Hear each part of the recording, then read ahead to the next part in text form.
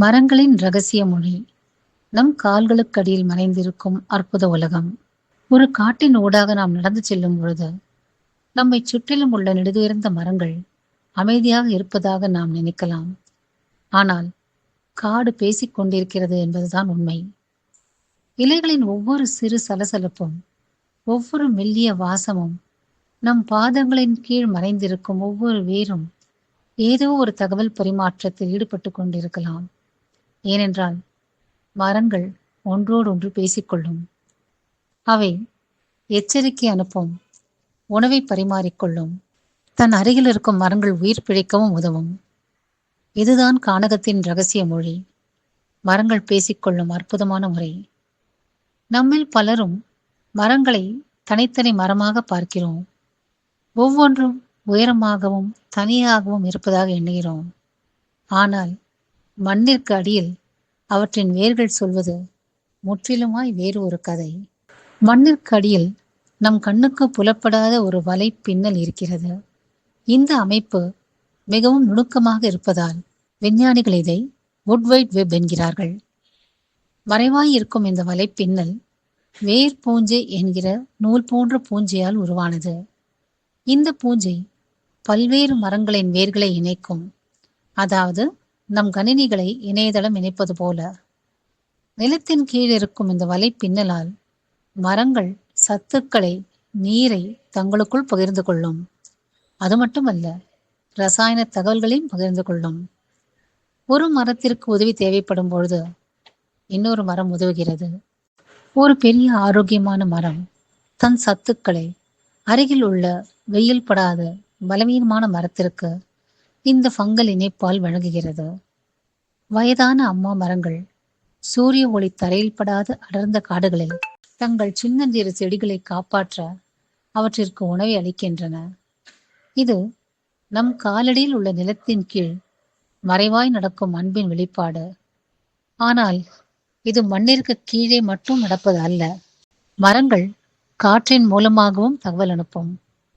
உதாரணத்திற்கு, ஆப்பிரிக்காவில் ஒரு கருவேல மரம் ஒரு ஒட்டகச்சிவிங்கியால் கடிபட்டால் அது இலைகளுக்கு டானின்ஸ் என்கிற ரசாயனங்களை வெளியிடும்.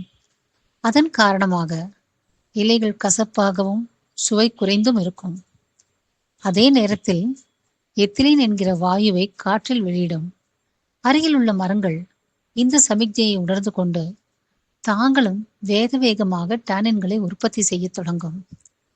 ஒட்டகச்சிவிங்கி தங்களை வந்து சேர்வதற்குள் தங்கள் இலைகளை பாதுகாக்கும் முயற்சிகளை துவங்கிவிடும்.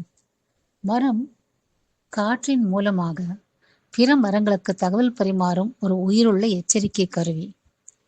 வட அமெரிக்காவில் அலரி மரங்கள் இம்மாதிரியான ஒரு செயலை செய்தன. பூச்சிகள் அதன் இலைகளை சாப்பிடத் தொடங்கும் பொழுது காற்றின் மூலமாய் சில ரசாயனங்களை பரவச் செய்து அருகில் இருக்கும் மரங்களை எச்சரிக்கை செய்தன. அந்த மரங்கள் தங்களுடைய பாதுகாப்பு அரணை பலப்படுத்தி கொண்டன. தங்களை சீரணிப்பதற்கு கடினமாகவோ அல்லது அந்த பூச்சிகளுக்கு நச்சாகும் கூறுகளையோ வெளியிட்டன. ஆக காடு அமைதியானதல்ல. ரசாயனம், மின்காந்தம் மற்றும் உயிரியல் சார்ந்த சமிக்ஞைகளை தொடர்ந்து வெளியிட்டு கொண்டே இருக்கும் மரங்கள் மற்றும் செடிகள் மூலமாக காடு மிகுந்த உயர்ப்போடு இருக்கிறது.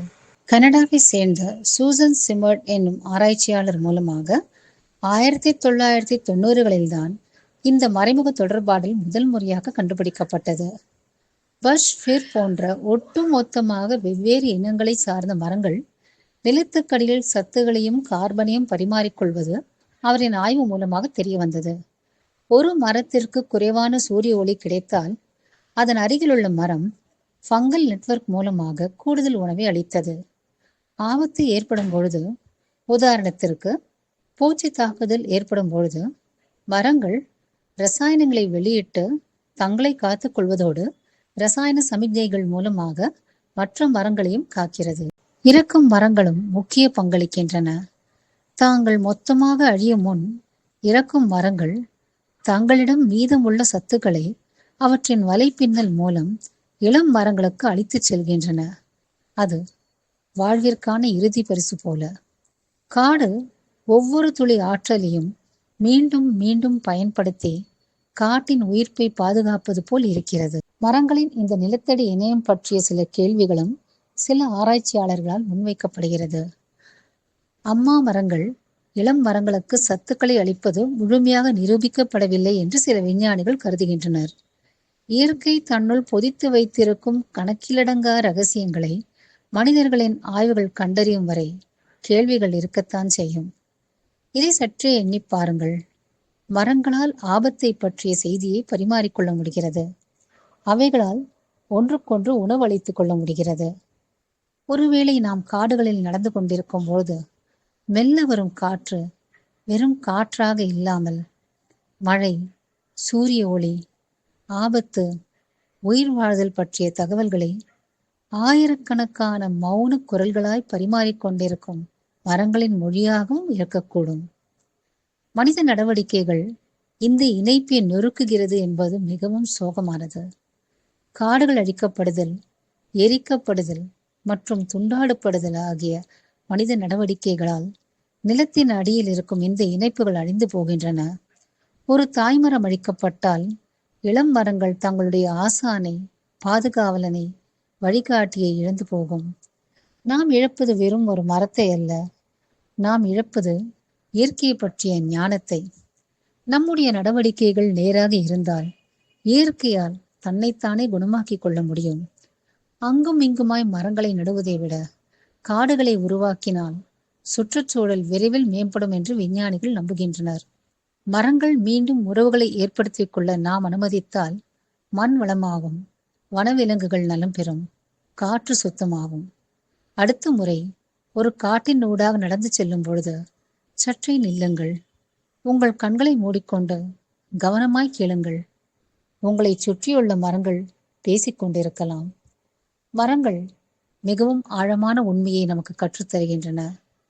உயிர் வாழ்தல் என்பது தனியாக உயர்ந்து நிற்பதல்ல, ஒன்றாக இணைந்து நிற்பது. இயற்கை மற்றும் வனவிலங்கு பாதுகாப்பு குறித்த எங்கள் காணொளிகளை தொடர்ந்து காண எங்கள் சேனலுக்கு சப்ஸ்கிரைப் செய்து ஆதரவும் ஊக்கமும் அளிக்குமாறு கேட்டுக்கொள்கிறோம். நன்றி, வணக்கம். Let nature live.